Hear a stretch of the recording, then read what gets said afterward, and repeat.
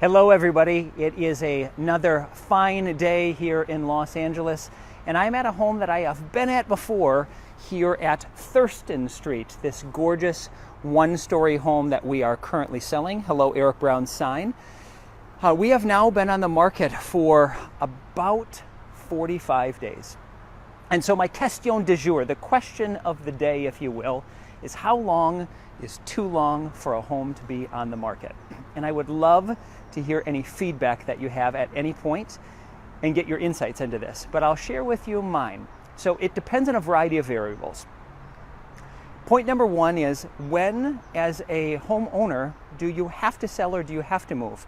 Now, a lot of people don't necessarily think of this, but a home selling or buying decision is more of an emotional than a practical need. Think about the reason that you buy a home. It's usually based on a very big life event. So you had a birth in the family, you've had a death, you've had a divorce, you've had a marriage, someone's won the lottery, whatever it may be.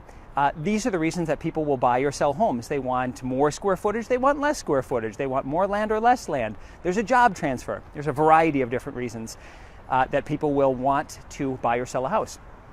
So depending on how severe that need is, that will help judge how quickly that you have to sell. Now, you've heard me say this many times, but home buying or selling is based on three things. It's really easy. It's based on the way that you price, the positioning of the product, and the way that you promote. The 3 Ps, I like to call them. So these 3 Ps will help you kind of position the home to sell as quickly or as slowly as you want to.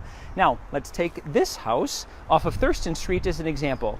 So at 45 days, the average market time in this neighborhood is around 60 days. So it's relatively short from a time period standpoint. It hasn't been on the market as long as the market would dictate. Now, after we hit 61 days, or we hit 70 days, we hit 90 days, whatever it may be, if we start to extend beyond the average, that would mean one of the 3 Ps is wrong. So we've either priced the home incorrectly for the marketplace, no one wants to buy it at our price, or there's something wrong with the product. Maybe we're too close to the airport.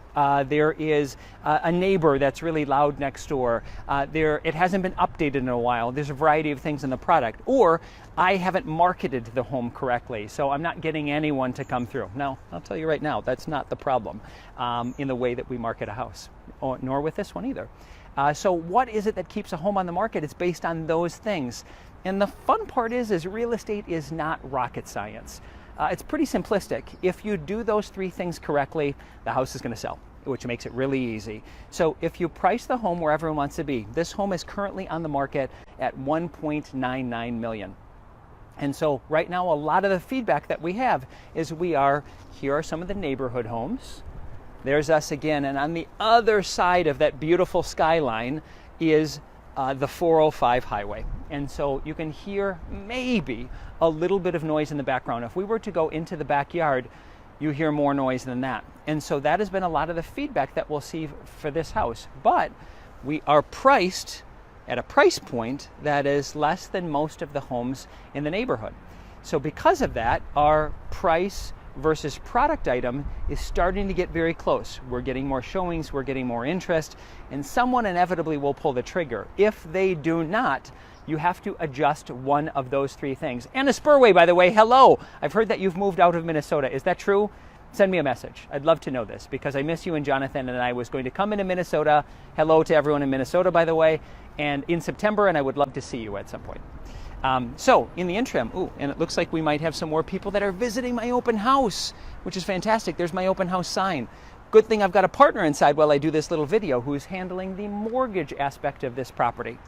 The key thing that I wanted to be able to share with you, though, was why is it that a house doesn't sell? I would love to get your ideas if you've experienced this yourself, if you've ever sold a home, if you've ever bought a home, if it's been in an aggressive market where the homes sell immediately, like in a day or two or an hour or two, or if it's ever been really slow and homes have been in the market forever and you can do some major discounting.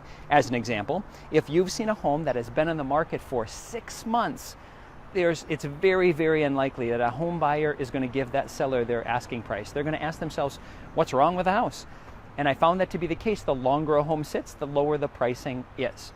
So with all that being said, my friends, this is Erik Brown sharing with you another real estate minute or two, going over the questions, ideas, and comments that you want to talk about. I'd love to hear other ideas or topics that you want to go over. And until then, this is Erik Brown, Beverly Hills, Westwood, Los Angeles, signing off. Talk to you soon.